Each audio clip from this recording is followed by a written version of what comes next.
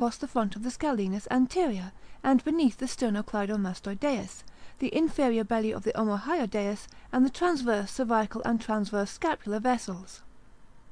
It next passes in front of the first part of the subclavian artery, between it and the subclavian vein, and, as it enters the thorax, crosses the internal mammary artery near its origin.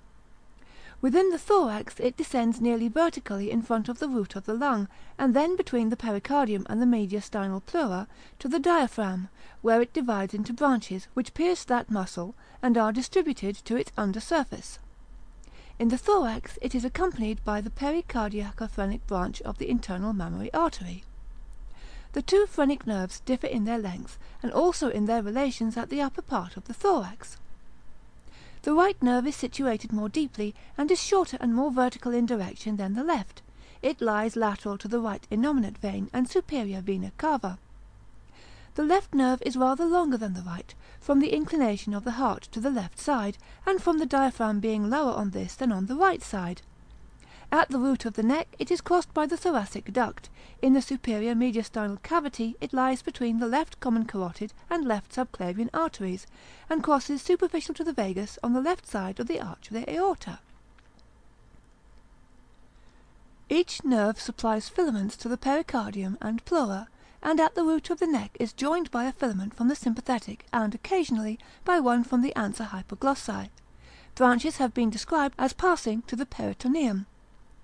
From the right nerve, one or two filaments pass to join in a small phrenic ganglion with phrenic branches of the celiac plexus, and branches from this ganglion are distributed to the falciform and coronary ligaments of the liver, the suprarenal gland, inferior vena cava, and right atrium. From the left nerve, filaments pass to join the phrenic branches of the celiac plexus, but without any ganglionic enlargement, and a twig is distributed to the left suprarenal gland. Deep branches of the cervical plexus, external series. Communicating branches. The external series of deep branches of the cervical plexus communicates with the accessory nerve, in the substance of the sternocleidomastoideus, in the posterior triangle, and beneath the trapezius. Muscular branches are distributed to the sternocleidomastoideus, trapezius, levator scalpuli, and scalenus medius. The branch for the sternocleidomastoideus is derived from the second cervical. The trapezius and levator scapulae receive branches from the third and fourth. The scalenus medius receive twigs either from the third or fourth, or occasionally from both. The brachial plexus, plexus brachialis. The brachial plexus is formed by the union of the anterior divisions of the lower four cervical nerves and the greater part of the anterior division of the first thoracic nerve. The fourth cervical usually gives a branch to the fifth cervical, and the first thoracic frequently receives one from the second thoracic.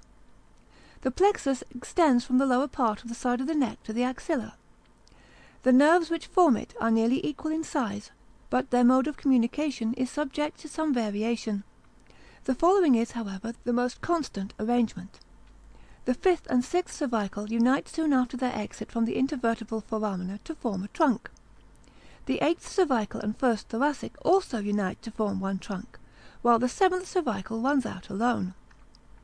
Three trunks, upper, middle, and lower, are thus formed, and, as they pass beneath the clavicle, each splits into an anterior and a posterior division.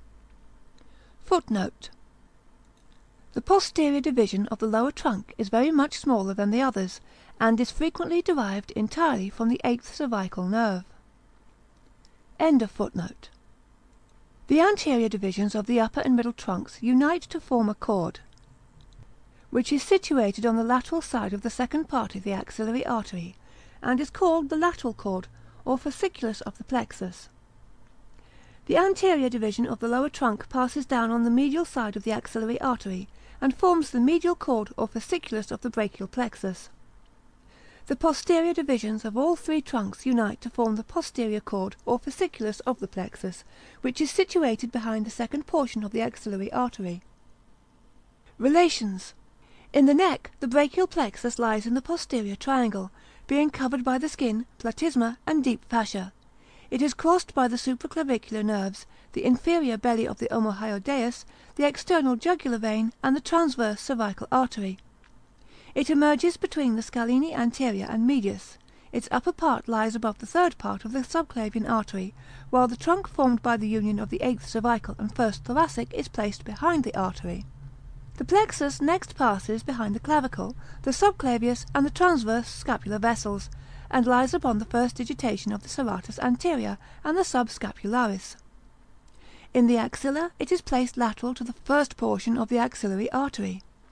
It surrounds the second part of the artery, one cord lying medial to it, one lateral to it, and one behind it. At the lower part of the axilla it gives off its terminal branches to the upper limb. Branches of communication. Close to their exit from the intervertebral foramina, the 5th and 6th cervical nerves each receive a grey ramus communicans from the middle cervical ganglion of the sympathetic trunk, and the 7th and 8th cervical similar twigs from the inferior ganglion. The 1st thoracic nerve receives a grey ramus from, and contributes a white ramus to, the 1st thoracic ganglion. On the scalenus anterior, the phrenic nerve is joined by branches from the 5th cervical. Branches of distribution. The branches of distribution of the brachial plexus may be arranged into two groups, viz., those given off above and those below the clavicle. Supraclavicular branches. Dorsal scapula 5C, suprascapular 5-6C, nerve to subclavius 5-6C, long thoracic 5-6-7C, to longus colli and scaleni 5-6-7-8C. End of section 36.